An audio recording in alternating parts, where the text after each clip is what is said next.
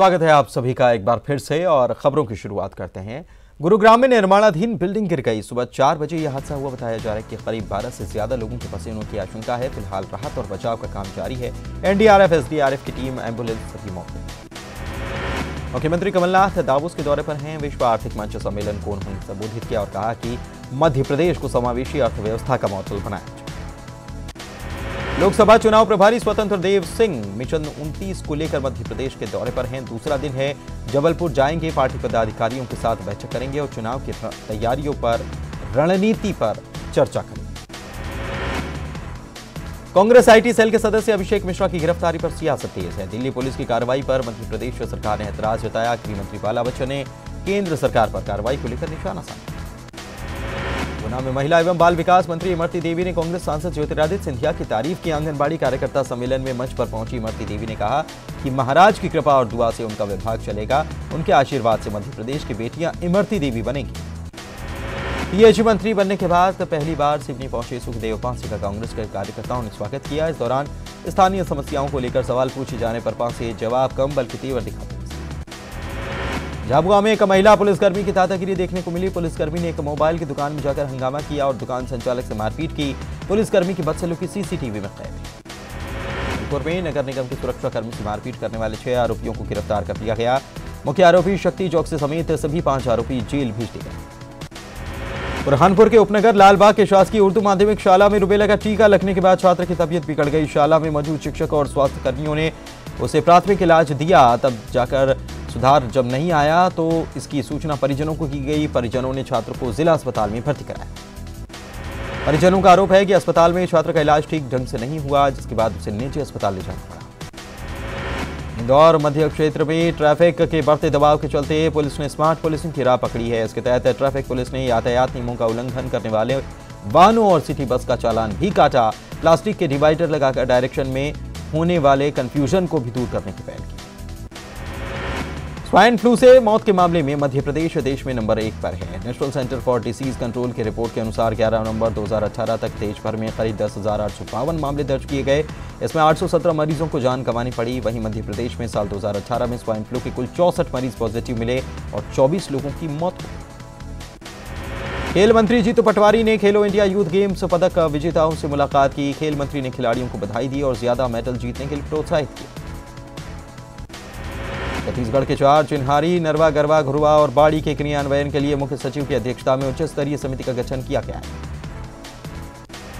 समिति में अपर मुख्य सचिव वन, पंचायत एवं ग्रामीण विकास, कृषि एवं जैव प्रौद्योगिकी सचिव मुख्यमंत्री के सलाहकार प्रदीप शर्मा, सचिव कृषि विभाग और सामान्य प्रशासन विभाग को समिति का सदस्य बनाया गया।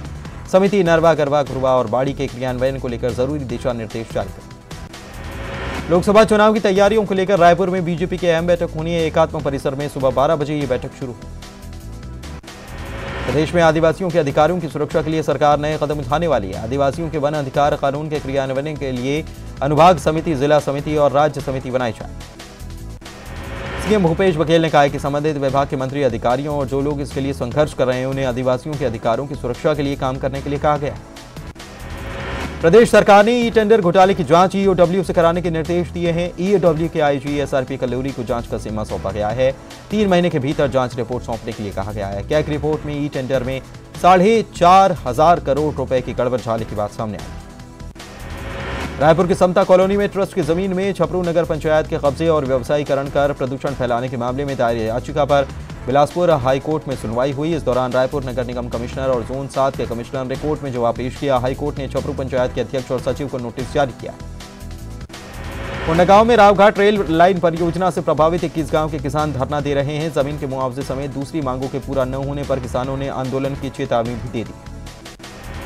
कमलनाथ सरकार के कर्ज माफी के फैसले का प्रचार करने के लिए कांग्रेस ने किसान विजय रथ यात्रा की शुरुआत की। 41 दिन चलने वाली यात्रा में किसान कांग्रेस किसानों के बीच पहुंचकर कांग्रेस सरकार के फैसलों और कर्ज माफी को लेकर मिल रही शिकायतों को दूर करने का काम किया। किसान कांग्रेस के राष्ट्रीय अध्यक्ष नाना पटोले ने रथ यात्रा को हरी झंडी दिखाकर रवाना किया। किसान कांग्रेस लोकसभा चुनाव से पहले निकाले जा रहे किसान विजय रथ यात्रा के बारे में लोगों को बताई। किसान कर्ज माफी में पूर्व मंत्री रामकृष्ण कुसमरिया का भी नाम है। इस पर भाजपा विधायक का कहना है कि उन्होंने खुद कहा है कि मैं सक्षम हूं, कुछ कर्ज चुकाऊंगा। उन्होंने कर्ज जरूर लिया, खुद चुकाने का कहने के बाद तो बात वहीं खत्म हो जाए। मध्य प्रदेश में किसान कर्ज माफी योजना के तहत गलत तरीके से किसानों के नाम पर कर्ज लेने के खुलासे पर सियासत गरमा गई है। नेता प्रतिपक्ष गोपाल भार्गव ने कर्ज माफी के नाम पर किसानों को 2 और 5 रुपए माफ करने को भद्दा मजाक बताया है। मध्य प्रदेश विधानसभा के नेता प्रतिपक्ष गोपाल भार्गव ने कर्ज माफी पर सवाल उठाए हैं। कर्ज नहीं लेने वालों को भी कर्ज माफ करने पर गोपाल भार्गव ने ट्विटर पर लिखा कि सरकार कर्ज माफी के नाम पर 3 और 5 रुपए माफ करने का ढोंग कर रही है। देवास के प्रभारी मंत्री सज्जन सिंह वर्मा ने सहकारी समितियों में किसानों के नाम पर कर्ज लेने वाले अफसरों के खिलाफ जांच के निर्देश भी दे दिए हैं। कृषि मंत्री सचिन यादव ने किसान ऋण माफी के फॉर्म वितरण के दौरान घोटाले सामने आने के बाद कहा है कि अधिकारियों, बीजेपी नेताओं और पूर्व मंत्रियों की मिलीभगत से घोटाले होने का आरोप उन्होंने लगा दिया।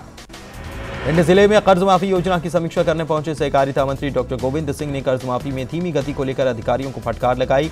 दरअसल सहकारी बैंक प्रबंधक की देखरेख में किसान ऋण माफी योजना के फॉर्म भरवाए जा रहे थे, लेकिन बैंक के द्वारा अभी तक महज 12,000 फॉर्म ही भरवाए जा सके। मध्य प्रदेश सरकार कर्मचारियों पर मेहरबान है। अब नियमित कर्मचारियों के तहत संविदा कर्मचारियों को भत्ता मिलेगा। संविदा कर्मचारियों को 90% भत्ता मिल दिया जाएगा। गृह मंत्री बाला बच्चन ने कहा है कि कर्मचारियों पर दर्ज मामले भी वापस लिए जाएं। राजनीति में प्रियंका गांधी की एंट्री हो चुकी है। उन्हें यूपी ईस्ट का प्रभारी बनाया गया है। कांग्रेस अध्यक्ष राहुल गांधी ने उन्हें नई जिम्मेदारी दी है। इसे लोकसभा चुनाव से पहले कांग्रेस का मास्टर स्ट्रोक माना जा रहा है। प्रियंका फरवरी में कार्यभार संभालेंगी और 2019 लोकसभा चुनाव में प्रियंका की सक्रिय भूमिका होगी। फिलहाल प्रियंका विदेश के दौरे पर हैं। वे स्वदेश लौटकर जिम्मेदारी संभालेंगे। इसके अलावा 2 और लोगों को कांग्रेस का महासचिव बनाया गया है। ज्योतिरादित्य सिंधिया और केसी वेणुगोपाल को भी कांग्रेस महासचिव बनाया गया है। प्रियंका के कांग्रेस महासचिव बनने की घोषणा के बाद राहुल गांधी ने कहा है कि प्रियंका के कांग्रेस में सक्रिय रूप से आने को लेकर मुझे बेहद खुशी है। सक्रिय राजनीति में एंट्री पर कांग्रेस कार्यकर्ताओं में जोश देखा जा रहा है। प्रियंका गांधी के साथ ही ज्योतिरादित्य सिंधिया को यूपी की जिम्मेदारी मिलने पर भोपाल के पीसीसी दफ्तर में जबरदस्त जश्न मना। कार्यकर्ता प्रियंका और सिंधिया के फोटो लेकर झूमते नजर आए। प्रियंका गांधी को कांग्रेस का महासचिव बनाए जाने से छत्तीसगढ़ कांग्रेस में जश्न का माहौल है। पार्टी कार्यालय राजीव भवन में जमकर आतिशबाजी हुई। कार्यकर्ताओं ने प्रियंका के राजनीति में आने का स्वागत किया। प्रियंका गांधी को पार्टी का राष्ट्रीय महासचिव बनाए जाने पर सीएम भूपेश बघेल ने ट्वीट कर बधाई दी। अपने ट्वीट में बघेल ने लिखा कि प्रियंका गांधी जी को नई जिम्मेदारी के लिए अनंत शुभकामनाएं। प्रियंका गांधी को कांग्रेस महासचिव बनाए जाने पर स्वास्थ्य मंत्री टीएस सिंहदेव ने खुशी जताई। उन्होंने कहा कि प्रियंका पहले से ही कांग्रेस पार्टी के लिए काम करती रही हैं। अब पार्टी महासचिव बनने से पूरी तरह से वे राजनीति में सक्रिय हो जाएंगे।